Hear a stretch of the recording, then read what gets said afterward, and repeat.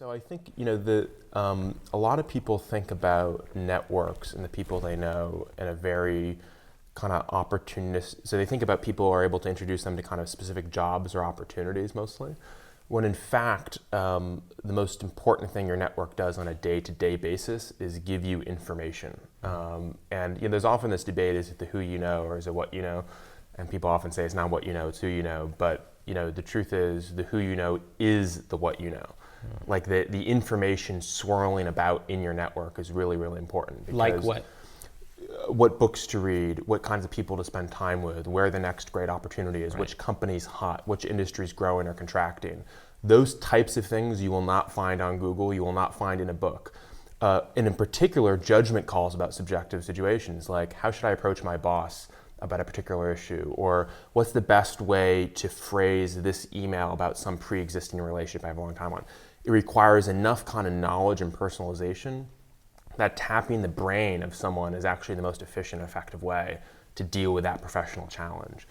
And so as a result, when you think about networks, I think it's really important to think about, of the people I know, who knows what, and engaging with those people on a regular basis to kind of share ideas and information. And I think the mutual friend dynamic is very, very powerful. It's one of the surest ways to strengthen any kind of relationship is to know people in common, right? Because I can go talk to Cal later this week and say, hey, I was talking to Ramit and he was telling me about this book, and then you'll have a conversation with Cal, and kind of the information bounces off each other and gets stronger as it circulates within the network.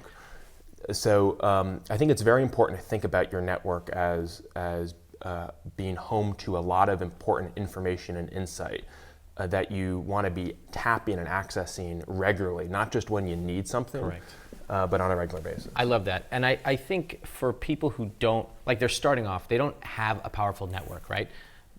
First of all, I always tell them, you have a stronger network than you even know. Most of them have never thought about their college alumni as their network, but their college alumni will definitely take their phone call or their email.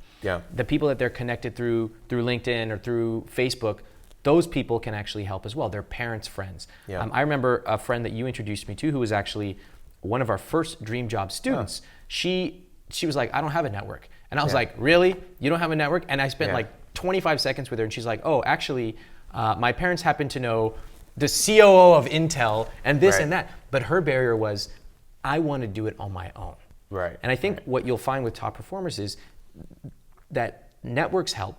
They can only take you so far though. Like when I was in college, if I knew somebody, they could get me an interview. But after that, I was on my own. Totally. And let me say one thing, because this is a huge topic. We can spend as much time as you like, kind of digging into all the different pieces of it. And it's something I think 20,000 out of the 60,000 words in our book is about this topic. So I've thought a lot about it, and so have you. So there's a lot to talk about. I think the specific thing, though, that I think a lot of people don't think enough about when it comes to network intelligence, i.e. how can you learn from the people you know, and you're right, you know a lot more people already than you probably think, is I think you want to get really systematic and focused on how to actually pull information.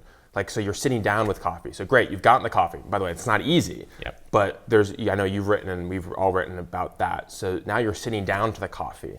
How do you ask questions that elicit useful information? How do you provide information that's helpful to create a reciprocal dynamic in terms of getting information back? So think really carefully. I think entrepreneurs do this really, really well in terms of when they sit down with a friend, they put the time to use to actually have an exchange of information that doesn't just happen by default.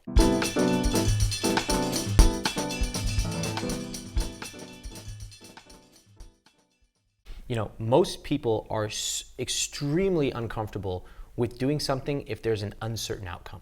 They would rather do something where they'll say, how do I know it's going to work? The answer is you don't. But the process is more important than any individual dinner or email or whatever. The process of saying, I'm going to go meet these 10 interesting people because they look interesting. I don't know what's going to happen. And like you said, it doesn't work out one night. Like you're not going to get a $50,000 raise at that dinner. But the next night you're going to do it again. The process instead of the micro results.